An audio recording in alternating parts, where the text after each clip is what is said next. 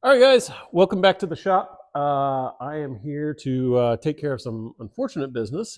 If you saw my last video, I did get broken into again. So we'll go take a look at how I filled that entrance in and some other things I'm going to do. But I do have some stuff we got to take care of. Did get a new welding helmet from Yes Welder, so going to be excited to use that. The next thing I'm going to bring in is a new tool to the shop. It'd be real nice for the forklift to be working, but it's not. Although I do have the new starter for that, so we'll be trying that out and seeing if that corrects our problem. But we're going to take the skid steer out and bring in the new tool, and then load the skid steer up on the trailer and take it out to a job site. And that's going to be fun. We're going to dig a pool. We're going to dig a pond and dig a smooth out a foundation for a 40 by 50 workshop, I believe. So anyway, stay tuned. But let's first go look at the where the thieves broke in and what we've done, and then we'll bring the new tool in. All right, here was once a window where they broke in. Windows laying right there. So put all new frame in, pressure treated, tap conned everything to the concrete. Then got 3/4 inch plywood, but behind that is actually completely covered in 2x, so it is solid. I mean, you could beat on this with a sledgehammer and it's not going to move. So She is sturdy. well, hopefully.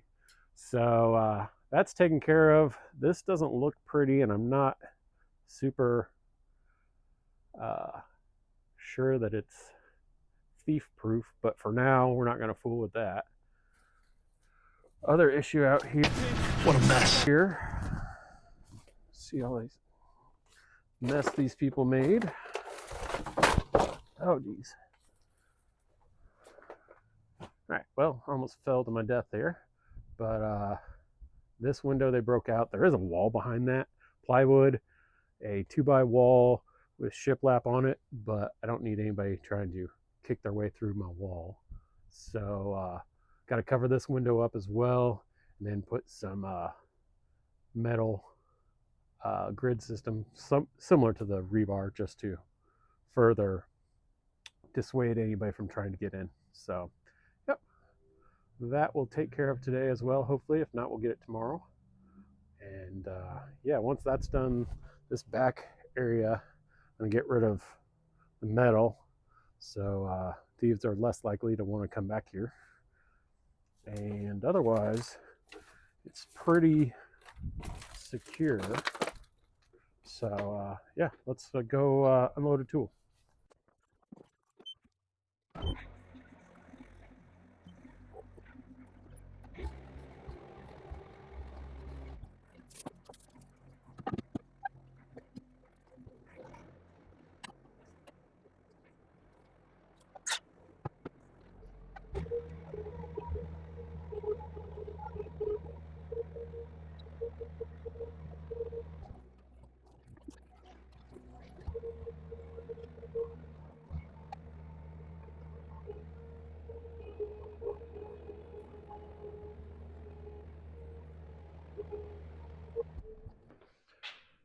All right, guys, got this unloaded without dropping it, so that's great. As you can see, it is an air compressor. It's a Dewalt 80-gallon, 5 horsepower, 175 max PSI, oil lubed electric air compressor. At least that's what it tells us.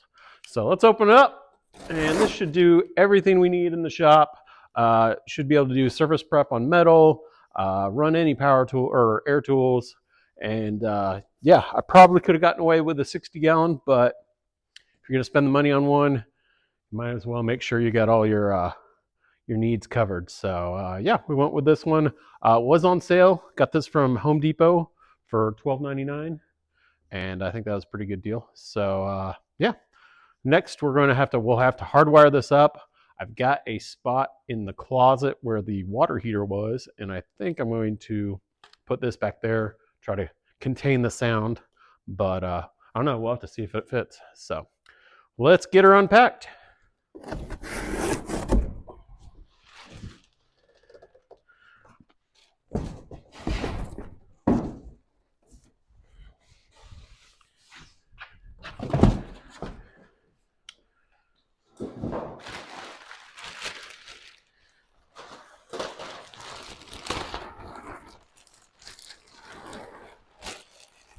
That's a huge bitch. All right, so there it is. It's got tie down spots on the four corners. It did come attached to this pallet, which was nice because I just screwed the pallet down to the trailer deck and put a strap on it anyway. But yeah, it was wrapped up in plastic, which was nice because it did rain. But yeah, excited to get this thing going and see what we can do with it. But probably going to call that the end of this video. If you're looking forward to me digging a pond, seeing what kind of trouble I get into doing that, go ahead and stick a like out if you enjoyed this. And yeah, going to have some fun stuff coming up. So thanks for watching.